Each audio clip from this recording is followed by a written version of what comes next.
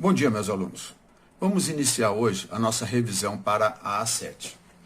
Importante que vocês saibam que não são todos os assuntos da unidade 8, da unidade didática 8.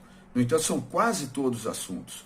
Então, tem muita matéria, muita coisa para rever em uma aula só. Então, essa aula de revisão vai ser bem sucinta, bem en passant. Não é o suficiente vocês verem essa aula de revisão para poder fazer a prova. Vocês têm que ter assistido às aulas online e presenciais, se for o caso, tá?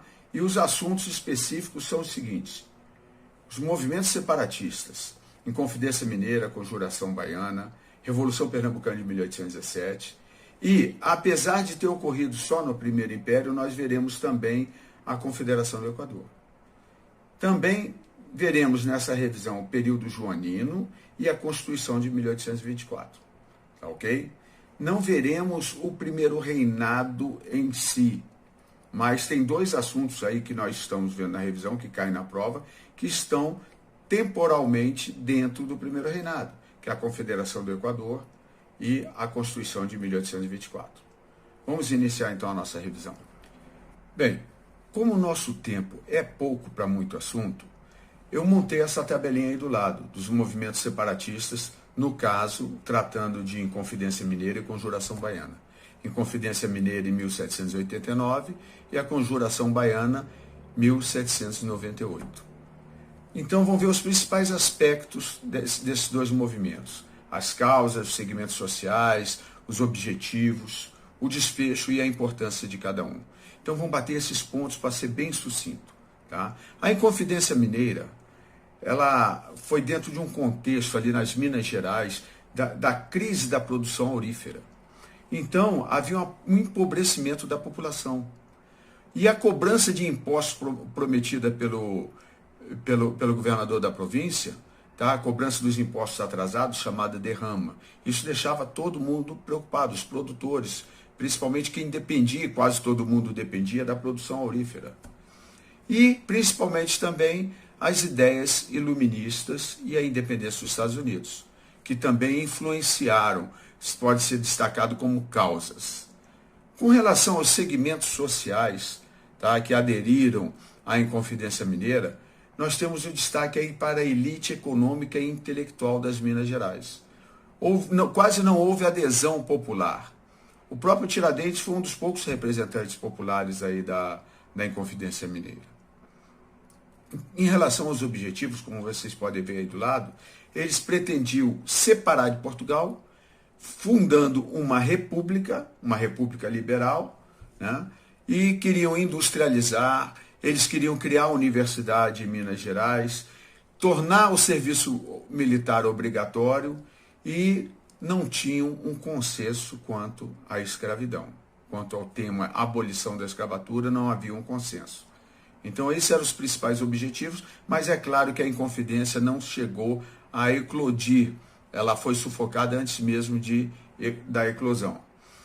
E, quanto ao desfecho, houve delações, claro, Joaquim Silvério dos Reis foi o principal delator, tá? E com isso o governador da província, ele suspendeu a derrama, que era um dos motivos para o estopim do movimento, e instalou-se ali um tribunal, tá? Houve prisões, pena de mortes, 11 penas de mortes e degredo, só que dessas 11 penas de mortes, só uma foi executada, o restante foi transformado em degredo. E foi justamente do Tiradentes, que vocês já sabem. E com relação à importância, qual a importância desse movimento?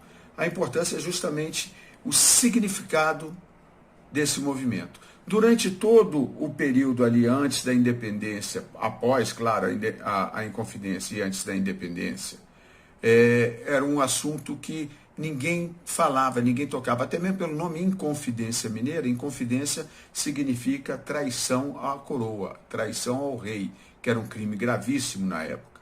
Então, ninguém falava de Inconfidência Mineira, historicamente ninguém falava. Durante o Império, após a independência, afinal de contas, os inconfidentes queriam a independência. Eles eram lembrados durante o Império? Não, porque era um assunto incômodo para o Império, para a coroa. Por que era incômodo?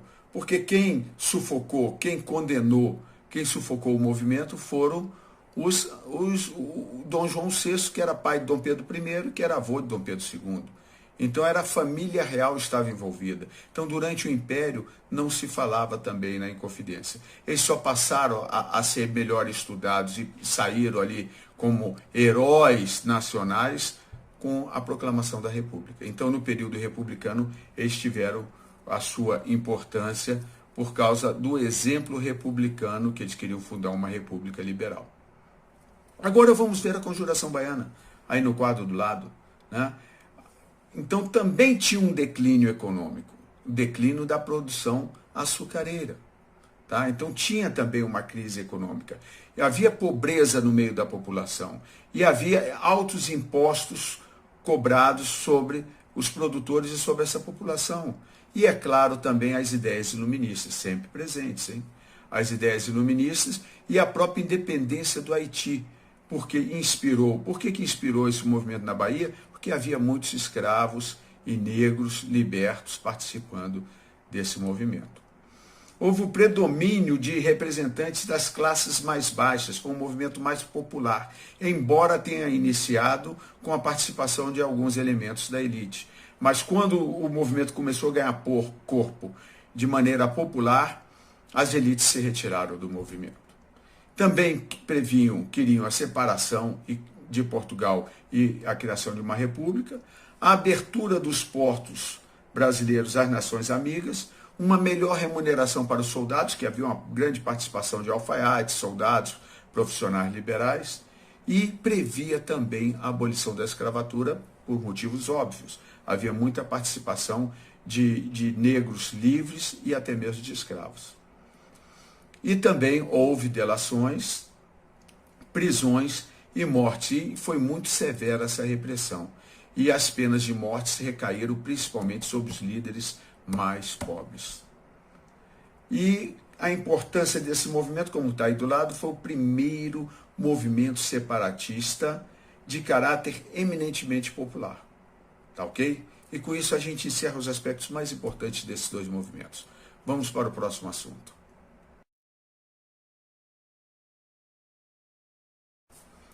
Agora vamos ver o quadro que eu montei para revermos aí a Revolução Pernambucana e a Confederação do Equador. Revolução Pernambucana em 1817 e a Confederação do Equador em 1824. Tá? Todos os dois ocorreram em Pernambuco. Todos os dois tinham caráter separatista, mas tem um detalhe importante. Tá? A Revolução Pernambucana, o Brasil ainda não era independente. Era Reino Unido de Portugal e Algarves. Então, era separar do Reino Unido, separar de Portugal, a Revolução Pernambucana. E já a Confederação do Equador já tinha um caráter separatista do Império Brasileiro, que já era independente. Então, vamos ver aí as principais características, como fizemos também no slide anterior. Tá? Então, nós temos aí a Revolução Pernambucana, as principais características aí na tabela do lado. Ideias iluministas, como sempre estavam presentes naquela época.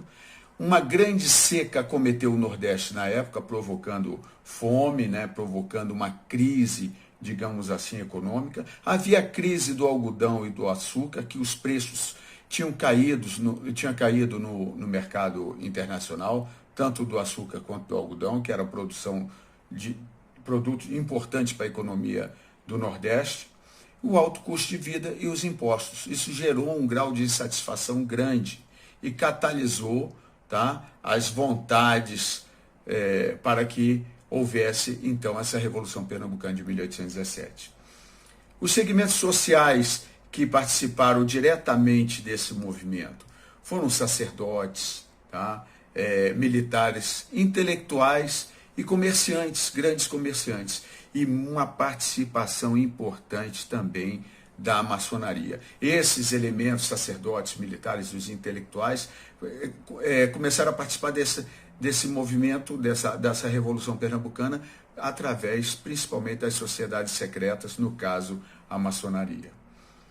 Os principais objetivos da Revolução Pernambucana, então, queria separar de Portugal, criando ali o quê? Uma república liberal, uma república constitucionalista. tá? Queria extinguir alguns impostos que agravavam a crise econômica. E previam também liberdade religiosa, de imprensa e igualdade entre todos os cidadãos livres. Tá? E é uma abolição da escravatura lenta e gradual, justamente para não prejudicar as elites que participavam do movimento. Então, havia uma participação grande da elite no movimento. Então, não queriam uma abolição imediata. E o desfecho, nós tivemos delações, né? E houve uma reação do governo da província que os revoltosos conseguiram superar essas reações da província, tomaram o poder e fundaram uma república, tomaram o poder, conseguiram tomar o poder. Tá? Mas houve uma reação bastante firme, bastante forte, bastante violenta, tá? Da metrópole, que mandou tropas para lá, mandou navios para bloquear o porto, houve prisões, degredos e execuções. Para ter uma ideia, foram 12 execuções. E qual a importância desse movimento? A importância desse movimento foi o primeiro movimento de caráter separatista que conseguiu tomar o poder. Por pouco tempo, mas tomou o poder.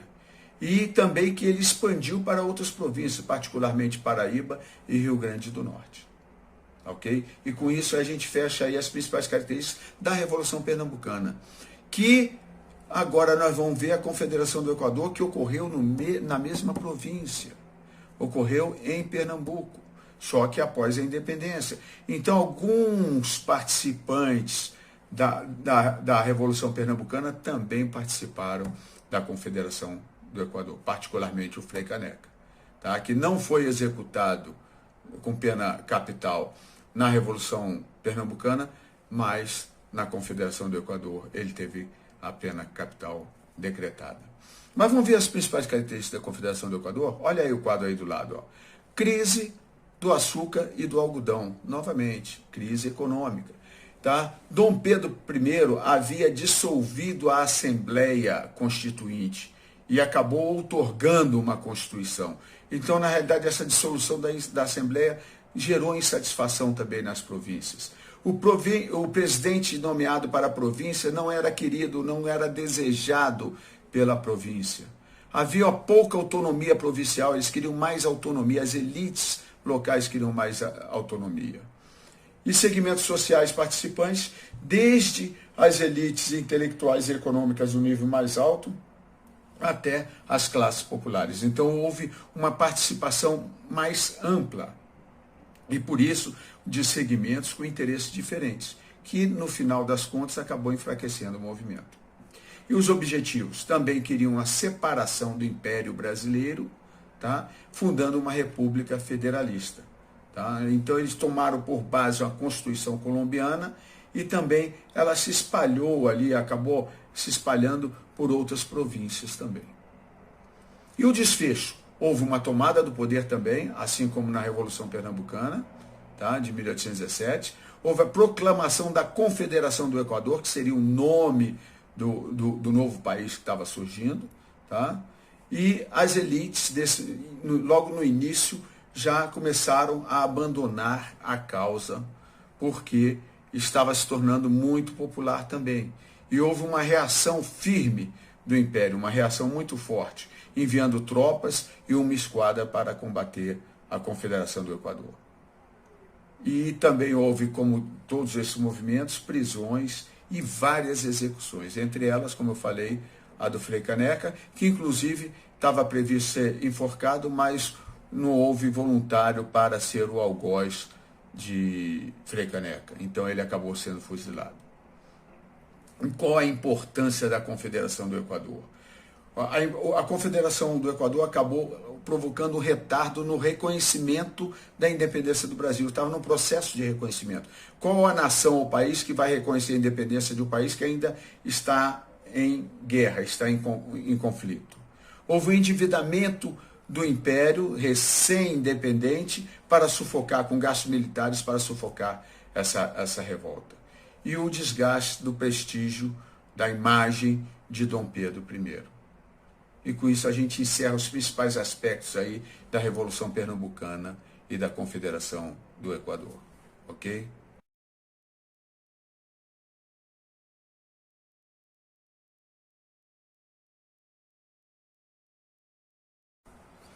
Agora vamos ver o período joanino. Quer dizer, particularmente o que mais nos interessa, a vinda da família real para o Brasil.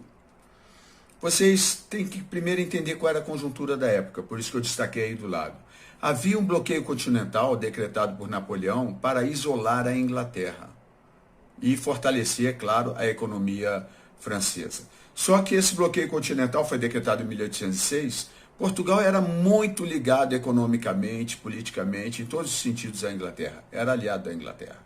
E não poderia simplesmente bloquear ou atender esse decreto do bloqueio continental de Napoleão. Em consequência, Napoleão resolveu invadir Portugal. E com isso, Dom João, que era regente na época, sua mãe estava incapaz mentalmente, né? Era o príncipe regente na época, resolveu mudar para o Brasil, a capital do Império Português. E claro que com apoio da Inglaterra. Agora, isso aí foi uma fuga ou foi planejado? Sabe-se que, primeiro, é uma situação inédita, né? Uma metrópole, de repente, mudar a capital para a colônia. É uma completa inversão. Então, é algo inédito na história. Inclusive, a própria aclamação de Dom João, que foi no Brasil no período que esteve aqui, já é um fato inédito. Então, você já vê que é uma situação inédita. E essa vinda da família real foi justamente para evitar que Portugal perdesse a sua principal colônia, o Brasil. Imagina se Portugal invadido pela França, a Inglaterra não ia permitir que a França fosse dona do Brasil. E provavelmente iria tomar posse do Brasil também, e Portugal muito provavelmente perderia o Brasil, a sua principal colônia, a colônia mais rica. Então ele resolveu isso, teve um tratado, um acordo secreto, como está aí do lado, em outubro de 1807, assinado com a Inglaterra, e que já planejava a vinda da família real para o Brasil. E essa comitiva da família real veio com cerca de 15 mil pessoas, entre a nobreza, funcionários públicos, tá, criados e etc. Trouxeram muito dinheiro, documentos, até obras de arte, biblioteca, uma biblioteca com 60 mil volumes. Então foi uma decisão de Estado, foi planejada já com uma antecedência, e quando se tornou insustentável a permanência na iminência da invasão, eles embarcaram para o Brasil, tá? Para poder garantir a posse do Brasil. E que, de certa forma, sem estar previsto, é claro, pela coroa portuguesa, acabou plantando aqui a sementinha da independência do Brasil. Vamos ao próximo slide. Como não poderia deixar de ser, a vinda da família real para o Brasil, que era um fato inédito, houve uma inversão, a colônia passou a ser a capital do Império, quer dizer, inverteu a situação. Então, nós tivemos aí, praticamente foi decretado o fim do Pacto Colonial de Portugal com o Brasil. Então, com a chegada da família real no dia 28 de janeiro de 1808 em Salvador, o príncipe regente teve que tomar algumas medidas, que a situação tinha se invertido, então tinha que voltar ao normal o comércio de Portugal, entre aspas, ou Império Português, ou Reino Unido, seja lá o que for, né? Na época era o Reino Português e a colônia era o Brasil, tá? Tinha que restabelecer as relações comerciais com as nações amigas, para poder fortalecer a economia. Então o que ele fez assim que chegou aqui? Abertura dos portos às nações amigas. Também a suspensão, vocês veem aí do lado, dos decretos que proibiam a manufatura na colônia, que agora não era mais, a colônia era sede da metrópole, né? Passava a ser praticamente a metrópole, a sede do reino. Então, suspenderam os decretos proibitivos de manufatura, favorecendo o quê? A própria, entre aspas, industrialização. Na época era manufatura.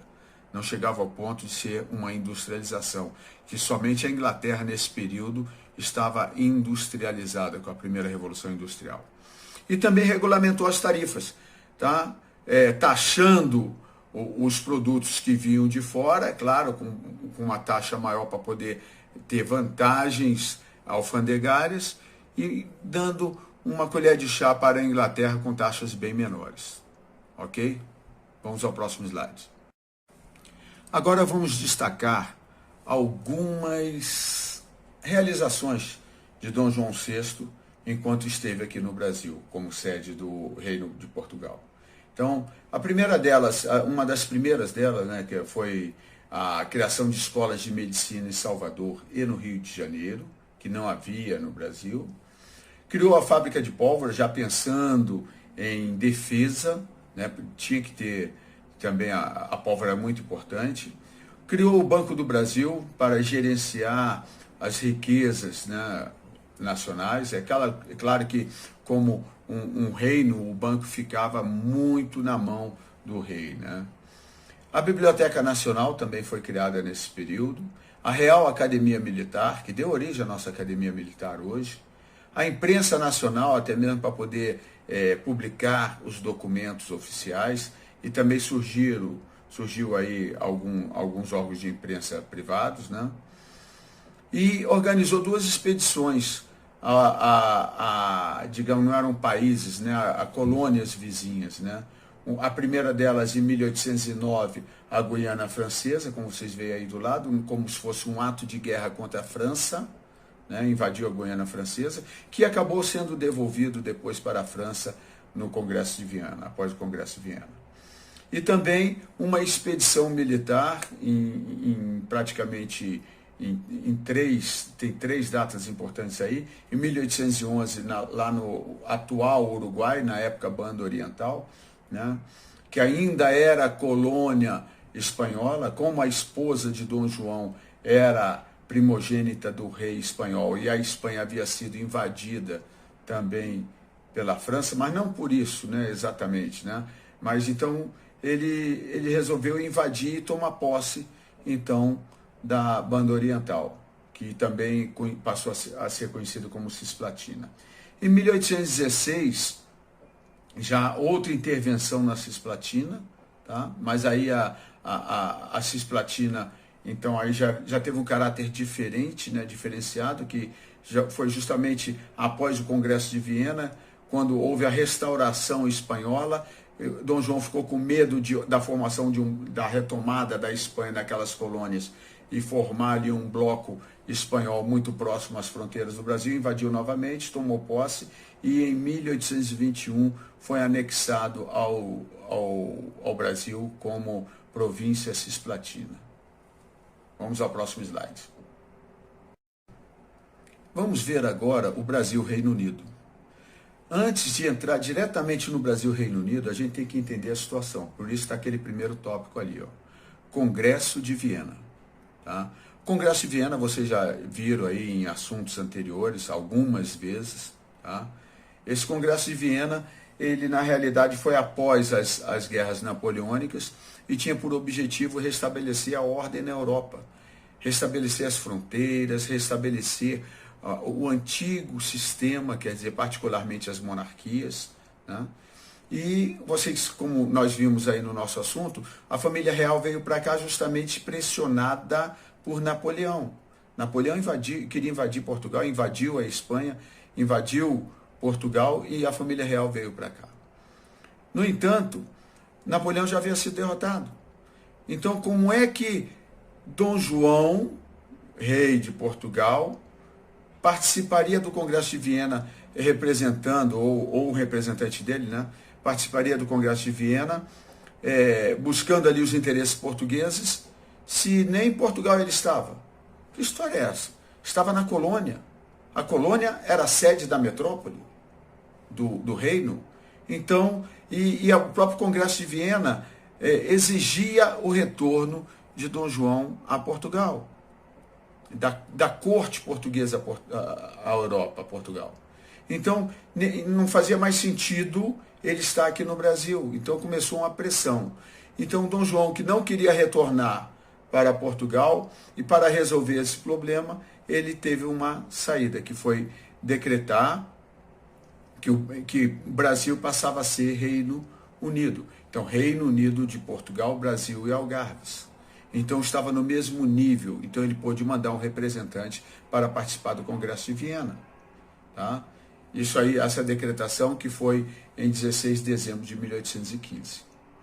E também um outro fato importante que aí eu destaco foi a aclamação de Dom João como rei de Portugal. Até então, ele era príncipe regente por causa do problema de saúde da sua mãe. Mas a sua mãe faleceu e somente 2 anos depois é que teve a aclamação dele como rei. E por que demorou tanto assim, né? A situação por quê? Porque os portugueses pressionavam para a volta dele a Portugal, né? Não só os portugueses, como também o concerto todo europeu exigia a volta dele a Portugal, e ele estava protelando a aclamação dele como rei por causa disso. Mas resolveu fazer a aclamação aqui no Brasil em 1818. Foi aclamado como rei do Reino Unido de Portugal, Brasil e Algarves. Vamos ao próximo slide. Finalmente vamos ver agora o retorno da família real a Portugal, o retorno de Dom João. Primeiro, vamos a um antecedente. No mesmo ano que teve a Revolução Pernambucana, em 1817, houve também uma revolução liberal, um movimento liberal em Portugal, que na época Portugal estava sendo administrado por autoridades inglesas, que sufocaram esse movimento liberal de 1817, mas ficou latente essa questão da Revolução Liberal. Né? Então, em 1820, novamente, Revolução Constitucionalista do Porto, ou Revolução Liberal do Porto, que exigia que Portugal fosse uma monarquia constitucional e que o rei retornasse a Portugal e jurasse a Constituição. Essa foi a Revolução Liberal do Porto de 1820.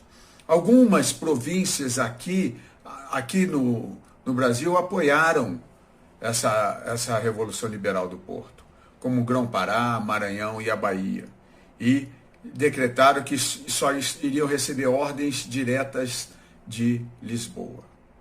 E a pressão foi grande, tanto dos portugueses, que Dom João jurou a Constituição, tá? Em 26 de abril de 1821, jurou a Constituição portuguesa e retornou a Portugal. E retornou com 6.000 pessoas. Vocês estão lembrados lá do início da nossa apresentação de revisão ali, nós falamos da vinda da família real com 16.000 pessoas, retornou com 6.000.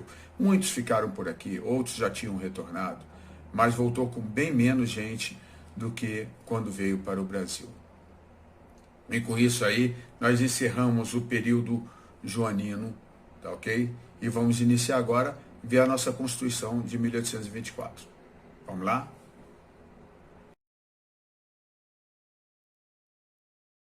Então, vamos tratar primeiro da Constituinte, da Assembleia Constituinte. A Assembleia Constituinte, ela é uma assembleia, tá, constituída para elaborar o texto da Constituição. E em 3 de maio de 1823, a Assembleia Constituinte se reuniu pela primeira vez para elaborar a Constituição. Ela tinha 90 de 100 deputados previstos, 90 deputados representando todas as províncias. Tá? Então, havia uma representação, e essa representação, é claro, né, representando as elites das províncias, as elites locais. Então, as elites demonstraram que estavam interessadas em negociar a formação de uma nação. E a principal peça ali seria a Constituição. Mas desde o início já houve ali um certo desconforto, tá, entre os constituintes, vocês vão ver aí no tópico aí do lado, tá? Entre os constituintes e o próprio imperador. Até mesmo pela frase que ele falou durante a abertura dos trabalhos da Constituinte, que ele falou que ele a defenderia se ela fosse digna do Brasil e de mim. Aí você vê um personalismo dele. Então ele defenderia a Constituição se ela fosse digna do Brasil, até aí tudo bem, e de mim. Então já houve ali um certo desconforto, já foi o primeiro desentendimento entre o imperador e os constituintes. A Constituinte seguia um receituário liberal, estavam tratando de organizar um governo representativo. Tá? Isso era uma cartilha liberal já desde a época ali da Revolução Francesa, dos Ilustrados. Então deveriam ter deputados e senadores representando o povo, né, no governo, constituindo ali o poder legislativo. Na realidade, os três poderes deveriam ser organizados ali por essa Constituição. E outro debate importante foi o choque entre o conservadorismo versus o liberalismo. Então era conservador versus liberal. E isso daí deu uma questão de atrito muito grande, porque estava por trás também a questão da autonomia das províncias. Maior centralização ou menor centralização? Então seria o quê? Federação versus centralização. Algumas províncias reivindicavam uma maior autonomia para as províncias, que queriam então uma federação. Outros já achavam que o governo deveria ser centralizado no Rio de Janeiro, um governo central forte. Então foi um outro grande debate nessa Constituinte. Outra questão muito sensível e difícil de se resolver, encarada por eles, foi a questão da nacionalidade e cidadania. Eu vou perguntar para vocês, meus alunos, o que seria nacionalidade? Qual a sua nacionalidade? Aí vocês vão responder, né? Eu sou brasileiro, nasci no Brasil. Ou se tiver algum estrangeiro aí, nós temos aí alunos de outros países, vão dizer, não, eu sou da Indonésia. Eu sou indonésio, porque eu nasci na Indonésia. Isso seria a nacionalidade. E por eu ser brasileiro, eu tenho direitos dos brasileiros. Eu tenho direito à cidadania. Agora nós tínhamos um problema grave aí. Como definir quem era brasileiro na época? Aí vocês vão perguntar, por que essa pergunta, professor? Porque se eu definir como brasileiro o critério de quem nasceu, o critério de nascimento, quem nasceu aqui, como é que ficam os escravos que nasceram aqui? São brasileiros? Têm direito à cidadania? Ou são objetos, são coisas, são propriedade do seu dono?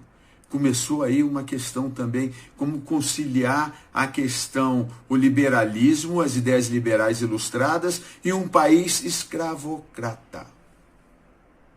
E paralela a essa situação do negro, ainda tinha a situação do índio.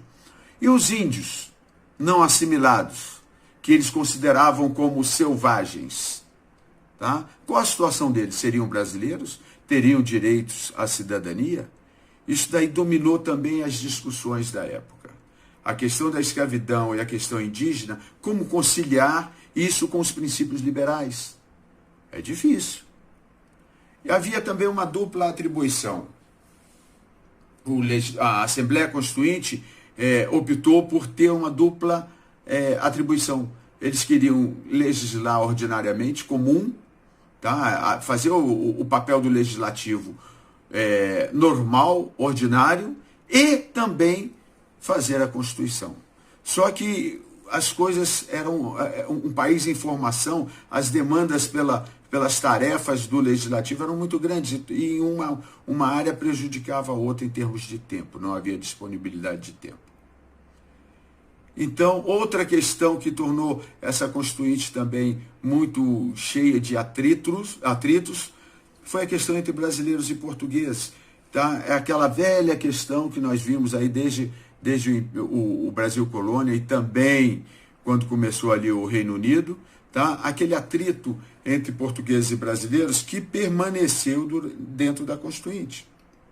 Até mesmo porque muitos portugueses moravam aqui, permaneceram aqui e queriam ficar aqui e passaram a se considerar brasileiros. Mas eles tinham bastante atrito com os brasileiros, eles tinham interesses divergentes. Tá? E esses atritos foram insuflados e exacerbados também pela liberdade de imprensa que havia na época.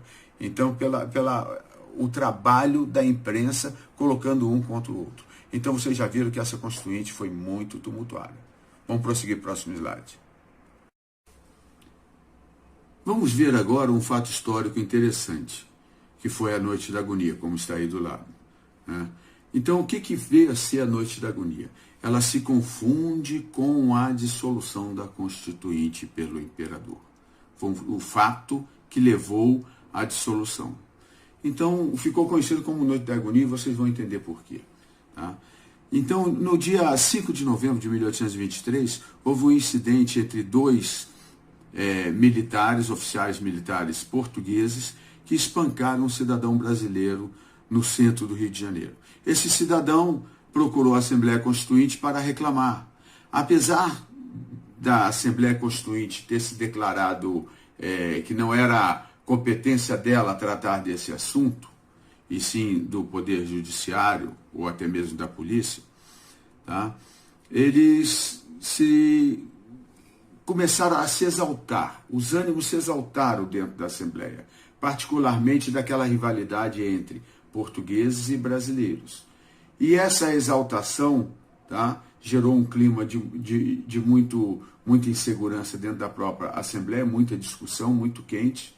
E no dia 10 de novembro, o imperador, por questões políticas, né, ele organizou um novo ministério e mandou um recado para a Constituinte, para a Assembleia Constituinte, exigindo melhor conduta dos deputados, como está aí do lado. A Assembleia Constituinte, de uma maneira análoga ou semelhante à Assembleia dos Estados Gerais na Revolução Francesa, lembra? Se declarou em sessão permanente, tá? E permaneceram na Assembleia, inclusive à noite, da noite de 11 para 12 de novembro.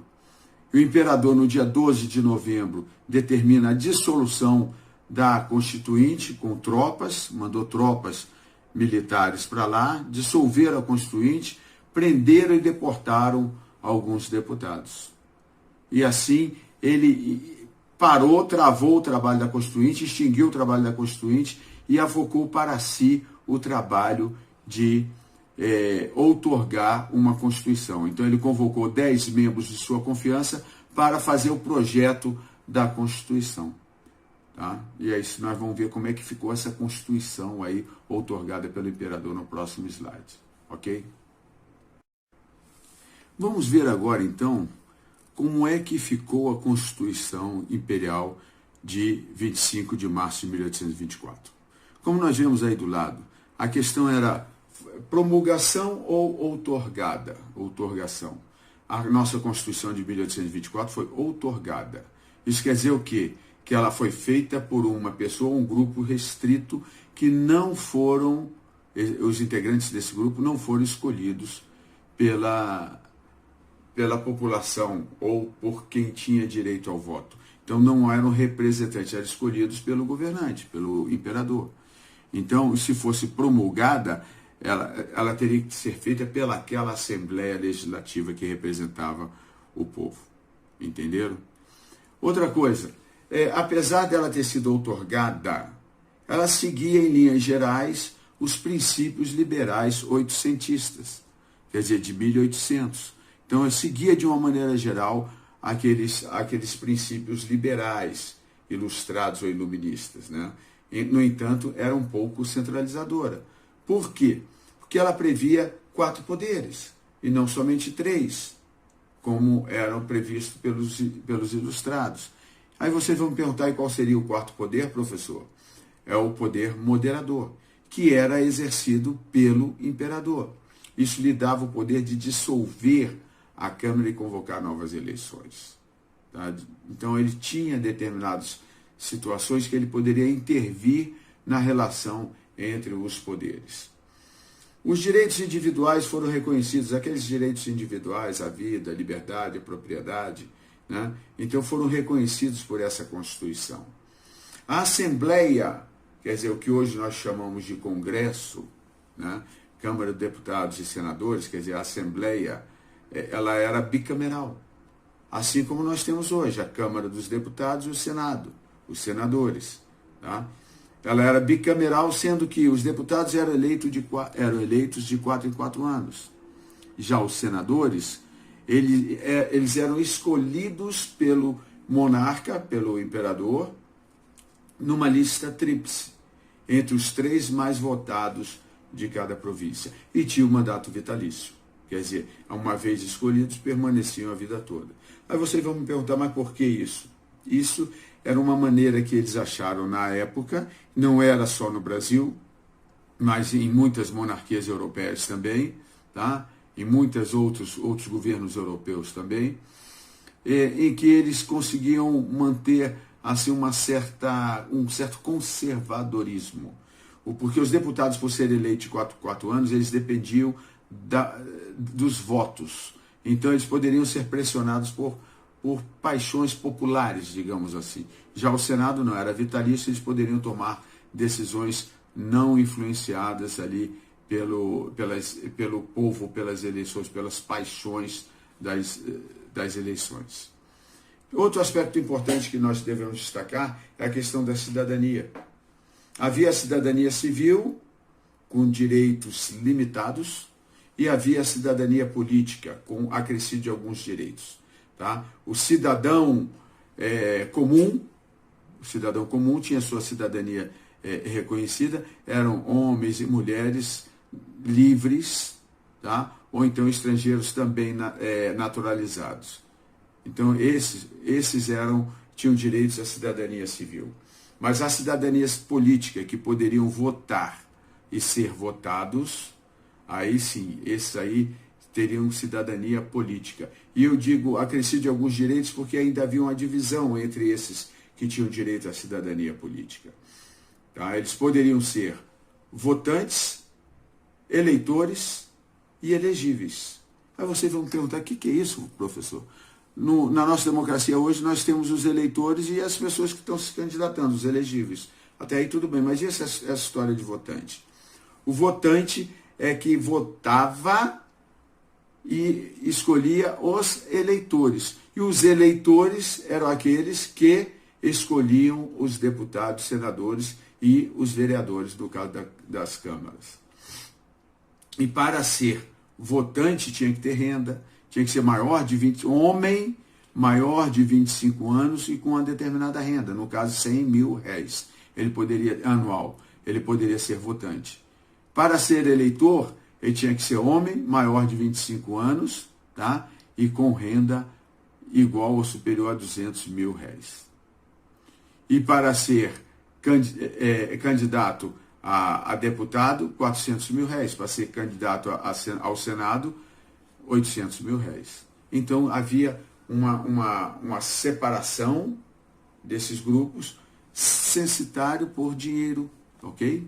Então o voto era compartimentado, tá? E era exclusivo dos homens maiores de 25 anos com determinada renda. Entenderam bem isso aí? Essas foram as principais características dessa Constituição, que para a época não era assim nenhum absurdo, ela era até seguia os princípios praticados pelos principais governos ocidentais da época. Ok? Apesar de ter sido outorgada e não promulgada.